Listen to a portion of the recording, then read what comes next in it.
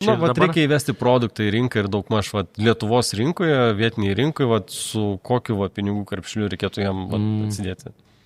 Mano manimu, tai yra biudžetas nei daug, nei mažai. 2,5–3 tūkstančiai eurų, nuo ko startuojam mėnesiui ir turim kažkokius rezultatus. Jeigu su mažesniu biudžetu mes kažko atsisakom, ta prasme, specialistų svarbių ir tada neturėsim rezultatų.